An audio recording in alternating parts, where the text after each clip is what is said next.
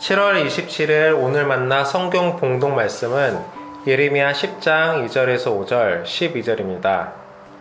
나 주가 말한다. 너희는 이방 사람의 풍습을 배우지 말아라. 이방 사람이 하늘의 온갖 징조를 보고 두려워하더라도 너희는 그런 것들을 두려워하지 말아라.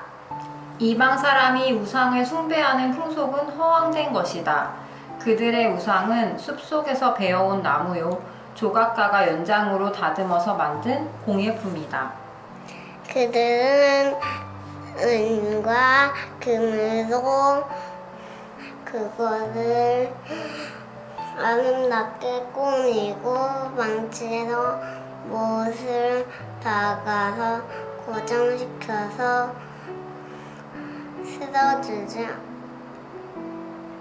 않게 하였다.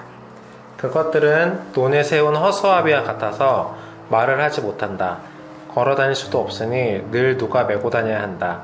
그것들은 사람에게 재앙을 내릴 수도 없고 복도 내릴 수가 없으니 너희는 그것들을 두려워하지 말아라. 권능으로 땅을 만드시고 지혜로 땅덩어리를 고정시키시고 명철로 하늘을 펼치신 분은 주님이시다. 아멘.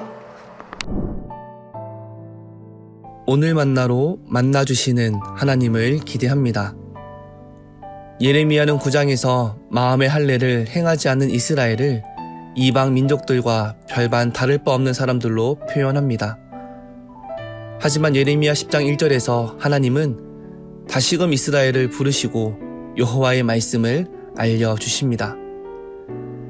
우상과 하나님을 번갈아 언급하며 하나님만이 창조주이시며 온 우주의 주권자이심을 선포하고 있습니다. 이방 사람들은 자신들의 필요에 알맞은 우상을 찾아 우상들을 달래고 오르며 자신들이 원하는 복을 누리기 위해 제사를 드렸습니다. 그래서 사람들의 욕망만큼 우상의 종류도 다양했습니다. 고대에는 다산하기 위해서는 그에 알맞은 우상을 찾아가서 그 우상이 원하는 대로 제사를 바쳐야 했습니다. 가뭄을 해결하기 위해 비를 구하려면 그에 알맞은 우상을 찾아가 그 우상의 방식대로 절해야 했습니다. 목축을 잘 하기 위해서, 어업을 잘 하기 위해서, 농사를 위해서 각각의 우상을 찾아가야 했지요.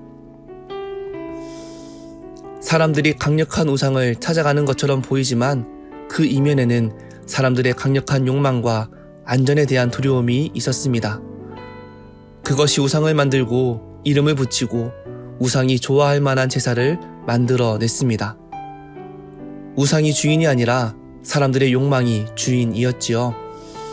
내 욕망으로 창조된 우상이 내 삶에 영향을 미치고 다시 나의 강력한 욕망으로 우상을 향하는 악순환이 반복될 수밖에 없었습니다.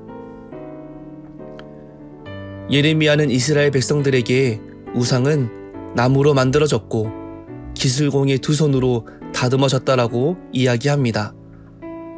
우상은 말하지도 못하고 자기 마음대로 걸어 다니지도 못해 사람이 메고 움직여야 하는 피조물임을 선포하고 있습니다. 오늘 우리가 살아가는 세상에는 어떤 우상이 있나요? 고대처럼 우둔한 우상을 섬기지 않습니다. 비문명적인 방식의 제사도 드리지 않습니다. 하지만 여전히 우리가 우리의 욕망을 따라 그 욕망을 이루기 위해 찾아가고 의지하는 것이 있다면 그것이 오늘 우리에게 우상입니다. 이스라엘은 나무로 만들어진 죽은 우상이 아니라 작은 씨앗으로 나무를 만드시고 물과 공기와 햇빛으로 나무를 자라게 하시는 살아계신 하나님을 바라보아야 했습니다. 이스라엘은 사람의 손으로 만들어진 정교한 우상의 형태가 아니라 온 세상을 새롭게 하시고 열방을 창조하시는 하나님을 바라보아야 했습니다. 이스라엘은 시간이 지날수록 빛이 바래고 사라지는 우상이 아니라 영원하신 하나님을 바라보아야 했습니다. 우리에게 욕망이 생기는 것도 자연스러운 것이요. 두려움을 해결하기 위해 눈에 보이는 확신과 안전을 추구하는 것도 자연스러운 일입니다. 하지만 우리가 우리의 욕망과 두려움에 갇히는 것이 아니라 창조하시는 하나님, 영원하신 하나님, 오늘도 살아 역사하시는 하나님을 기억하고 바라볼 때 우리에게 생명이 있습니다. 내가 두렵고 힘들 때 의지하는 것이 무엇인가요? 나의 욕망을 이루어줄 강력해 보이는 도구가 무엇인가요? 그것들이 아니라 오늘 예레미야 말씀을 통해 참되시고 살아계시는 하나님을 바라보십시오. 하나님께 생명이 있습니다. 기도하겠습니다. 온 열방의 주권자이시며 창조하시는 하나님, 날마다 두려움에 사로잡히며 날마다 욕망에 붙들려 살아가는 우리의 연약함을 하나님께 고백합니다. 하나님, 그렇기에 날마다 우리에게 말씀으로 일깨워 주옵소서. 우리의 영혼이 하나님의 살아계심을 바라보게 하시고 하나님의 주권을 고백하게 인도하여 주옵소서. 예수님의 이름으로 기도합니다. 아멘. 이제 2가지 기도 제목으로 기도하겠습니다. 첫째, 오는 내 삶에 날마다 찾아오는 욕망과 두려움을 깨닫게 하시고 세상의 풍속에 따르는 삶이 아니라 영원하신 하나님을 바라보는 믿음과 지혜를 더하여 주옵소서. 둘째, 우리 교회가 섬기는 사회 선교와 환경 사역을 위해 기도합니다. 이웃들의 필요를 깨달아 손과 발로 섬기는 봉사자들의 삶을 복되게 하시고 그리스도의 향기를 전하게 하여 주옵소서.